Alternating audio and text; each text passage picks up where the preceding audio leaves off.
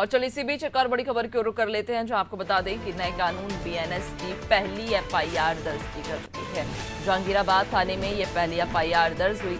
बुजुर्ग महिला के साथ मारपीट का मामला सामने आया था, जिसके बाद नए कानून बीएनएस के तहत में मामला दर्ज किया गया। तो राजधानी भोपाल से नए कानून बीएनएस की पहली एफआईआर दर्ज की गई है। आपको बता दें कि जहांगीराबाद थाने में ये पहली एफआईआर दर्ज हुई। यहाँ एक बुजुर्ग महिला के साथ मारपीट का मामला सामने आया था, जिस पर नए कानून बीएनएस के तहत में मामला दर्ज हुआ है। ज्यादा जानकारी लेंगे, सहयोगी शबाना लगातार हमारे साथ बनी हुई हैं। शबाना, नए कानून बीएनएस की पहली एफआईआर दर्ज की गई है, राजधानी भोपाल से ये मामला सामने आया। बिल्कुल, आपको बताना चाहूंगी कि मध्य प्रदेश पे नया कानून बीएनएस लागू हो गया था, जिसके बाद जो है कल जहांगीराबाद में इसका पहला मामला सामने आया। दरअसल बुजुर्ग महिला के साथ मारपीट का पूरा मामला था।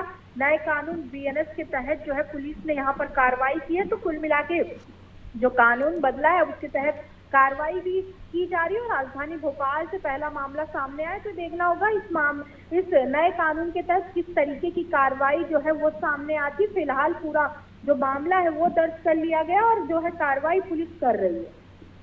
बिल्कुल, पुलिस इस पूरे मामले पर कार्रवाई कर रही है, लेकिन जो 3 नए कानून आज से लागू किए जाएंगे देश भर में, उन कानूनों का अगर जिक्र करें तो दर्शकों को शबाना ये भी जानकारी दीजिएगा कि वो कानून आखिर कौन से हैं और उन कानूनों के सहारे जनता कैसे अपना न्याय और आसानी से ले सकती है।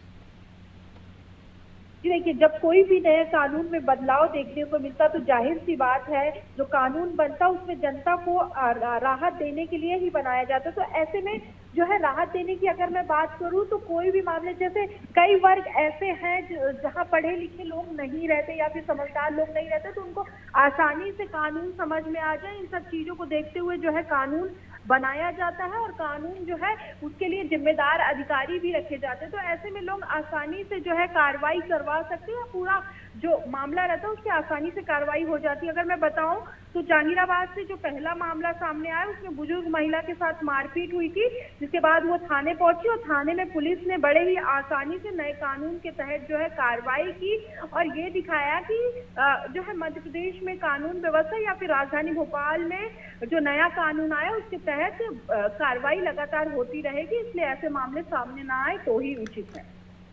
बिल्कुल, यानी कि इस तरह के जो मामले हैं वो अक्सर ही सामने आते हैं। मारपीट हो या लूटपाट के जो मामले हैं वो हम देखने को मिलता है कि ज़्यादातर सामने आते हैं। और उसके पहले तक जब ये कानून नहीं बना गया था, उसके पहले तक लोगों को अपनी एफआईआर दर्ज कराने में काफ़ी समस्याओं का सामना करना पड़ता था। या तो उनकी एफआईआर नहीं लिखी जाती थी या फिर उन्हें कोई ना कोई बहाना दे दिया जाता था, जिस वजह से उन्हें बार बार थानों के चक्कर काटने पड़ते थे। लेकिन अब इस नए कानून के तहत में क्या प्रक्रिया रहेगी, जिस प्रक्रिया का पालन कर जो पीड़ित है या जो आम जन है वो आसानी से अपनी एफआईआर दर्ज करा सकते हैं।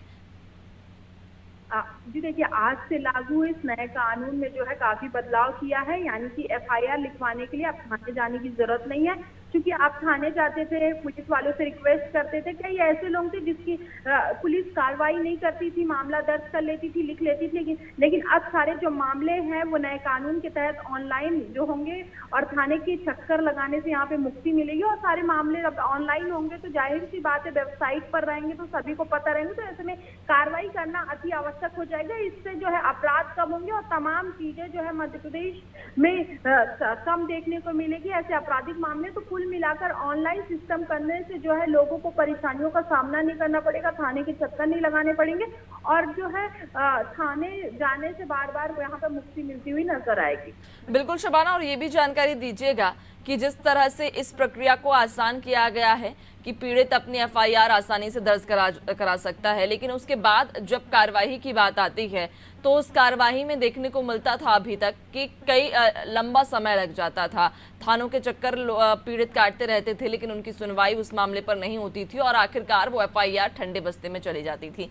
लेकिन अब इस नए कानून के बाद में क्या कार्यवाही, क्या एक्शन पर भी अब तेजी आएगी?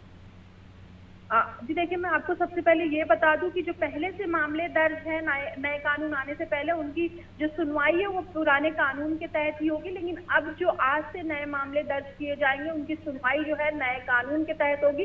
तो जो पुराने मामले हैं उनको पुराने कानून के तहत ही निपटना पड़ेगा और अब जो नए मामले सामने आएंगे उनको नए कानून की तरफ निपटना होगा।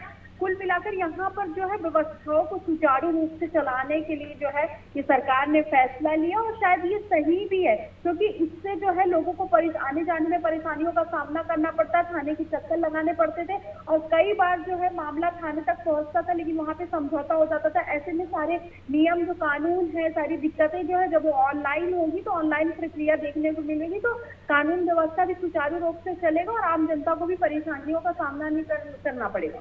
बिल्कुल, यानी कि एक तरह से कह सकते हैं कि ये 3 नए कानून खासतौर पर जनता के लिए काफ़ी निर्णायक और काफ़ी लाभदायक साबित होने वाले हैं। बहुत शुक्रिया आपका जानकारी साझा करने के लिए शबाना।